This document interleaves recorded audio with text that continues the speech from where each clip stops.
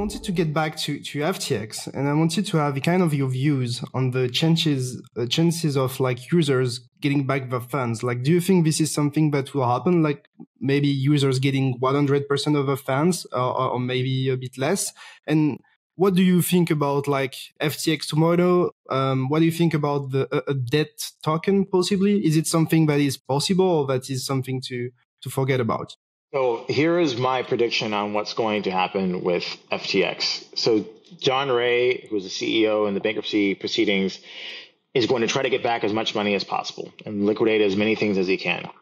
And they'll get to a number. I don't know what that number is going to be, but it's going to be less than the 8 or 10 or 15 billion, whatever it is, that customers and other lenders are owed. So the balance, there's going to be thousands of people around the world who are owed money because the bankruptcy has not been able to claw back enough money to pay them back. So what happens? There's actually a rule in U.S. bankruptcy that if your class of people who are owed money is sufficiently large, you are allowed to list as an equity in the American equity markets, like on the NASDAQ or the NYSE. So my prediction is that sometime in the next 12 to 18 months, FTX becomes a listed equity in the United States.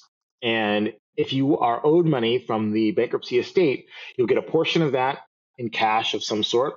And then a portion of that will be shares in this FTX NewCo.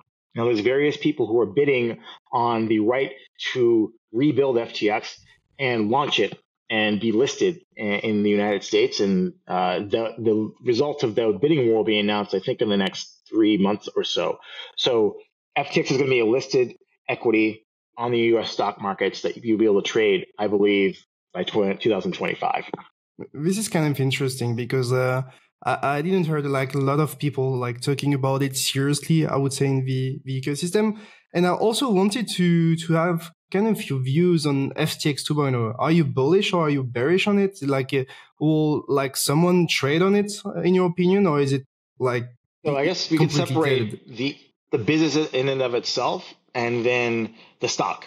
So the business, their tech is complete garbage. It's dog shit. The brand, everybody knows what it is, but are you really going to trust that this tech that was so poorly built?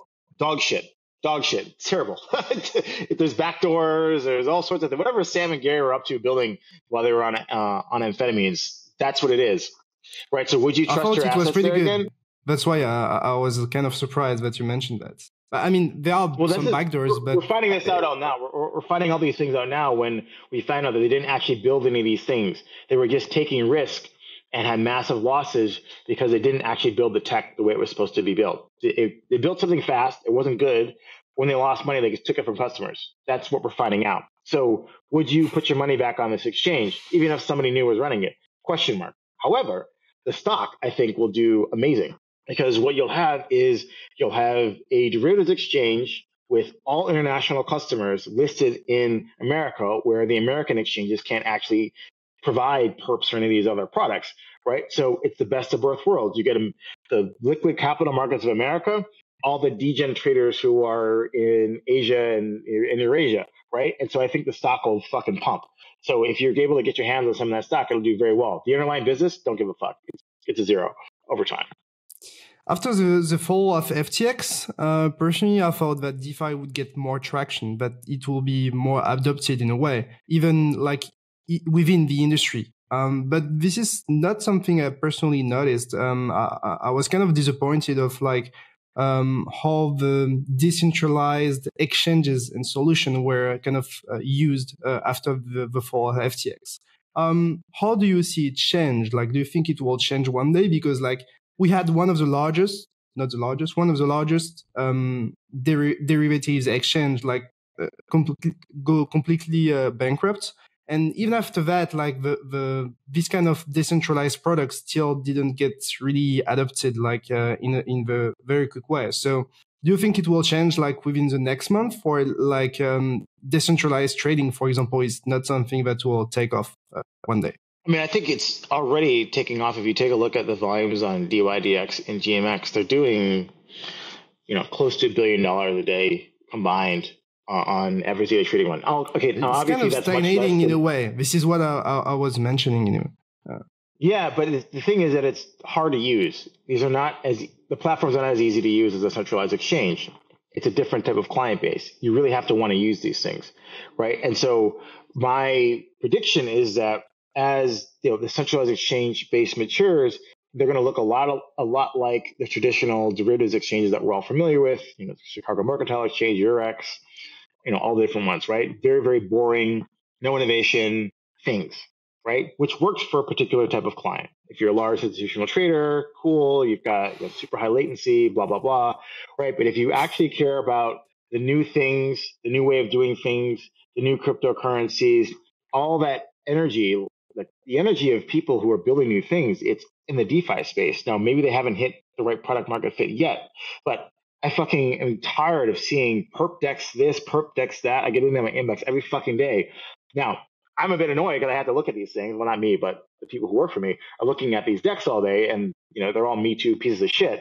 But it just shows that there's energy in this space. People are trying to, could I make the best possible trading experience on DeFi for derivatives? Because I know that in the future, true cryptocurrency traders are not going to be trading on centralized exchanges. That doesn't mean SEXs aren't good businesses. They're great businesses, and they'll continue to be great businesses as we adopt different types of people into the ecosystem who want to trade in a different way.